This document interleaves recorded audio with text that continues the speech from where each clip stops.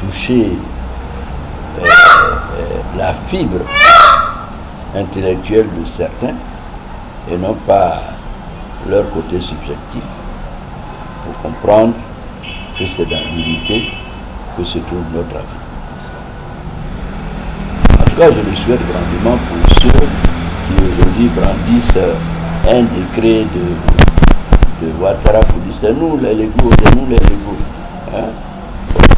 C'est comme si je n'ai pas dit ça. Et voilà. Alors,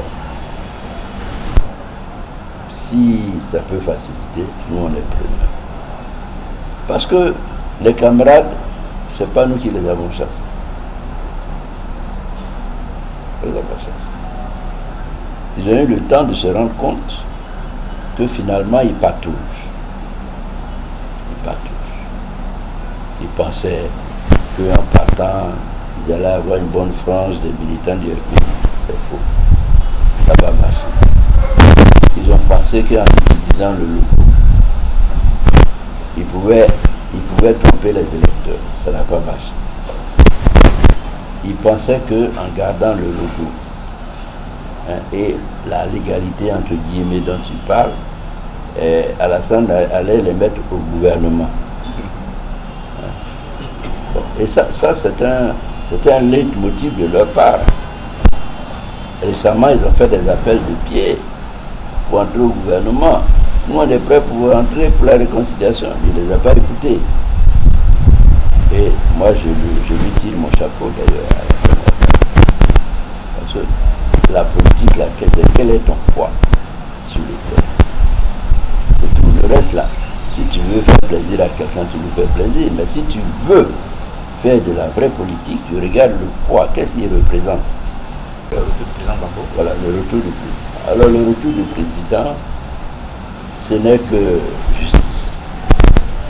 Le président Gbagbo, nous le savions tous, n'a jamais conçu un plan pour éliminer des Ivoiriens.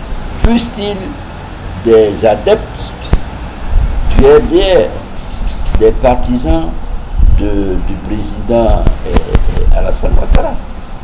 Jamais. Ils nous ont amené la guerre. Nous nous sommes défendus. Et puis on dit, bon, vous les avez tués pour résoudre le pouvoir. Comment ça? Donc c'est un dossier qui est truqué à la fin. Parce que ceux qui voulaient avoir la main sur le pays et qui voyaient en Laurent Gbagbo un obstacle à cela, ont choisi quelqu'un d'autre pour le mettre à sa place. Il fallait trouver les moyens, faire des mises en scène pour que ça paraisse légal.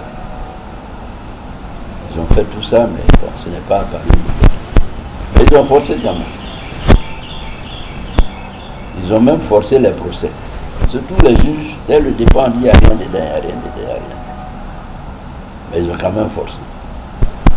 En espérant que vers la fin, ils trouveraient un moyen ou un autre d'influer sur la décision, donc politiquement, pour qu'on le garde là-bas, loin de celui, loin de son pays, loin de celui qu'on a envoyé ici pour servir les intérêts de la France.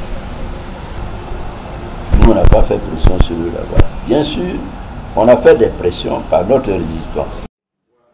Par les marches de la diaspora, par les discours, les communications, enfin, les entretiens, tout ça, ça a créé une atmosphère où les Blancs ont commencé à dire, mais ce qu'ils disaient, c'est vrai. Et comme parmi les Blancs, il y a des gens qui ont quand même du cœur et de la volonté, et qui savent exprimer une certaine autonomie, le juge Cuno Tampousseur, le Jamaïcain, comment il s'appelle tout ça, qui était là, ils ont dit non, on faut arrêter cette mascarade. Ça a été notre chance. Donc il vient, il rentre chaud. Après les obstacles qu'on a voulu mettre à son arrivée à travers l'appel de Ben Soudan, tout ça a été fait. Il il rentre dans son pays, il rentre totalement lavé de toutes les noirceurs, comme j'ai dit, qu'on avait mis sur lui. Et ça n'a pas suffi. Même les Français eux-mêmes, qui disaient qu'il était allé bombarder un camp français, il est doublement blanchi et réhabilité. Il nous vient, nous devons être heureux. Notre frère n'est pas un criminel. Il est donc autre chose. C'est un homme du peuple qui vient et c'est une joie pour tout le monde. Et ça, il faut que nous nous préparions pour qu'on lui fasse un triomphe digne de son rang, des souffrances qu'il a subies. Il y a même eu la mise en place d'un comité national, donc au-delà du pays, pour préparer cette arrivée. On espère que les choses iront de mieux en mieux, puisque on a senti nos adversaires hésiter, et pour la présidentielle et pour les législatives. Maintenant que tout ça est levé, il n'y a plus de raison d'empêcher le président Laurent Gbagbo de rentrer. Il a récemment indiqué que, en tout cas, le président Laurent Gbagbo et le ministre Charles Blé Goudé sont libres de l'entrée quand ils le souhaitent. Ben, c'est ça qui est normal. C'est ça qui est normal. Il faut se réjouir parce que cette décision officielle a été prononcée. Le reste, c'est à nous de voir, c'est au président de voir à quel moment opportun il pense pouvoir. Dans un mois, on doit être prêt. Voilà. Moi, j'ai déjà acheté mon pain. Les Ivoiriens sont un peu inquiets puisque le président Laurent Gbagbo ici a été condamné à 20 ans d'emprisonnement, certes à son absence du masque, mais bon, il a été condamné tout de même. Est-ce qu'on n'a pas peur que son retour pourrait à nouveau susciter des troubles? Bon, voyez-vous,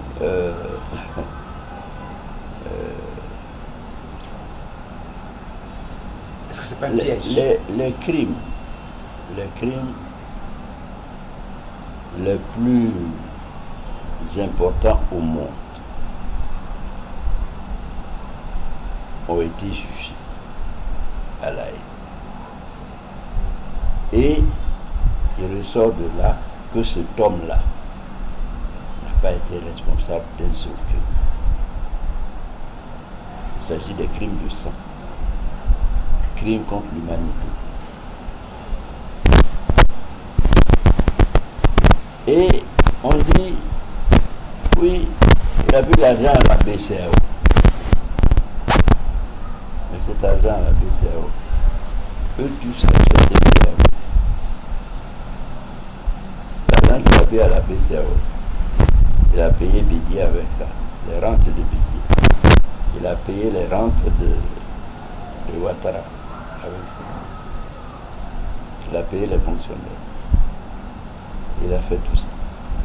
La BCA ne s'est jamais plaint. C'est Ouattara qui se plaint. Et qui lui fait juger devant un tribunal ordinaire. Alors qu'un ancien président ne doit pas être jugé devant un tribunal ordinaire. C'est écrit dans notre texte. On lui a même pas dit qu'on va le juger. Et quand on a fini de le juger, on ne lui a même pas cité qu'on lui a condamné. Je vous donne déjà les incongruités judiciaires.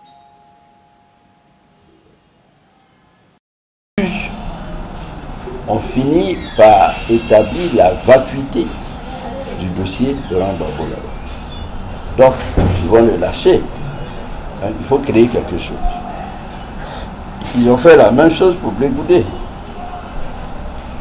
Ils sont venus aussi rapidement, ils ont fait un truc pour dire qu'il est condamné ici, il est condamné ici. Pour faire peur. Ah, donc si je vais là-bas, on m'attrape. Moi, là où je suis allé pour rester toute ma vie, on n'a rien fait. Moi, je viens ici, on me dit, on me prend pour 20 ans. C'est plus mieux. Les crimes en question ont été amnistiés. Et on a dit, sauf pour lui, sauf pour ceux. Donc, ce sont des faits, c'est des faits qui, normalement, ne doivent plus faire l'objet de jugement. Mais pour lui, on les maintient. Pourquoi?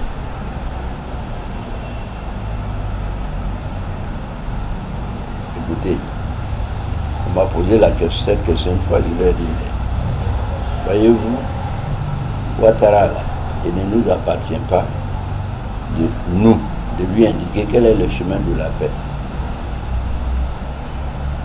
Il le sait mieux que nous. Il a des conseillers qui sont des nationaux et des non-nationaux. C'est lui qui choisit. C'est lui qui choisit. Le peuple a été passé et le peuple regarde. Nous regardons. Mais je ne pense pas qu'après que les Blancs aient dit, il rentre chez lui blanchi, que quelqu'un vienne, n'est-ce pas, raconter des histoires dans une affaire dont tout le monde entier, toute l'Afrique même qui est dans le cadre de la CEDEAO sait ce qu'il a fait. Je ne veux pas l'emprisonner pour ça. Voilà. C'est même pas possible. Monsieur le ministre, vous parlez d'actualité aussi. On sait que récemment, celui qui a été présenté comme le chef de guerre au niveau de l'Ouest, Amadeo Remy, a été condamné à vie, à la perpétuité. Mais certaines organisations de défense des droits disent que la justice ivoirienne aurait pu aller plus loin parce que Amadé a cité des chefs de guerre.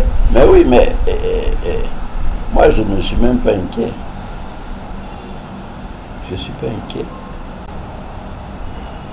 Il n'a pas de grade. Alors, il a dit lui-même.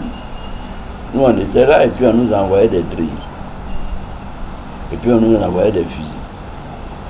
Et on nous a dit ce qu'il faut faire. Nous on a fait. Il a donc obéi à des ordres. Il a indiqué la provenance de ces ordres. Les personnes étaient indiquées. Et ce sont des responsables du FRC. Qui a créé le FRC? C'est Alassane Ouattara. Il a pris un décret. C'est par décret qu'il a créé le FRC. Et il a fait de Soro le chef des FRC. Ça existe, hein, c'est concret là. Et ça, c'est dans les documents de la CPI. Hein. C'est pas quelque chose que je raconte comme ça. C'est dedans. Donc, Amadou Remy n'est qu'un soldat parmi tant d'autres. Pourquoi on a envoyé Babou à la CPI? Est-ce que Babou a pris un fusil un jour pour aller à Boubou pour tirer sur quelqu'un? Est-ce qu'il a pris un fusil? Jamais. C'est la même chose qui va se passer. Remy vient, à mon sens, hein, Remy vient de dire effectivement il y a eu un génocide. Donc, quand il a fini de dire ça, tous ceux qui ont contribué à ce génocide doivent être poursuivis. Ceux qui ont envoyé les fusils, les mercenaires qui l'ont mis en exécution, on doit les poursuivre. Au-dessus d'eux, on doit poursuivre leur mandat. Et jusqu'au sommet. Donc, ils ne sont pas sortis de l'auberge. Voyez-vous, à un moment donné, le président Ouattara a dit que lui n'envoie plus personne à la CPI. Que il n'allait pas envoyer 6 mois.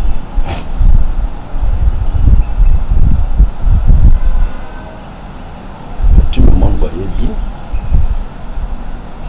Même si nous les Ivoiriens, on n'est pas intelligents,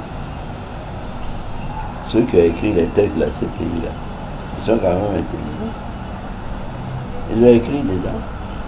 Que quand un pays dit, parce que les crimes contre l'humanité, les crimes de génocide, les crimes de guerre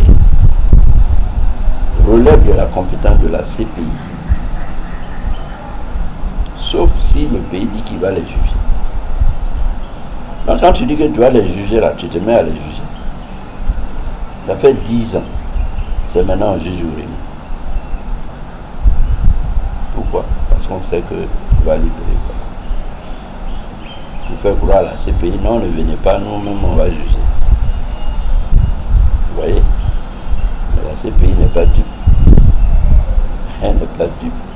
sait très bien que c'est un procès écran. Donc c'est la suite qu'on attend. C'est comme ça que ça se fait. Donc il n'y a rien qui est perdu. En tant que communicateur, vous avez à dire, bon, on a fini pour Rémi, et à quand le procès de ses commanditaires? C'est ça. Monsieur le ministre, on est pratiquement au terme de notre entretien. Oui. Je veux dire, vous demandez, selon vous, quels sont les ingrédients qui pourraient participer à la réconciliation vraie, la réconciliation nationale? Mais d'abord, un vrai processus de réconciliation qui soit consensuel. Le président Alassane avait lancé à l'époque, à travers la CDRV du Premier ministre Colomb, une initiative pour qu'on réunisse les conditions de réconciliation. Et puis, ça a été voté en touche, mis de côté, on n'en parle même plus. Moi, je pense qu'il faut réunir tous les Ivoiriens. On peut prendre ça comme base, on peut y ajouter d'autres éléments, mais il faut une table ronde autour de laquelle les Ivoiriens se parlent. Tant qu'on ne sait pas parler, nous allons nager en eau trouble. Si nous nous parlons, alors nous ne demanderons justice que pour ceux qui méritent de passer en justice, parce qu'ils ont dépassé les limites. Et c'est à partir de là qu'on peut parler d'un pardon. Parce que les victimes sont prises en charge par l'État. Les zones qui ont subi le plus les affres de la guerre sont réhabilitées. À ce moment-là, on s'oriente doucement vers la chose. Forcément également, on devra toucher les conditions qui sont à la base de la guerre dans notre pays. Et donc, c'est ça. Et puis, on va regarder notre constitution, voir comment faire pour que tout le monde s'aligne dessus. Donc, voilà pour moi les conditions qui devraient être le contenu d'une véritable réconciliation. Mais on n'en est pas loin, on peut le faire. C'est une question de volonté politique. Voilà. Merci beaucoup, monsieur le ministre. Merci de nous avoir reçus chez vous. Merci. Merci. Alors, téléspectateurs de Direct Info, merci d'avoir été en contact avec nous. À la semaine prochaine.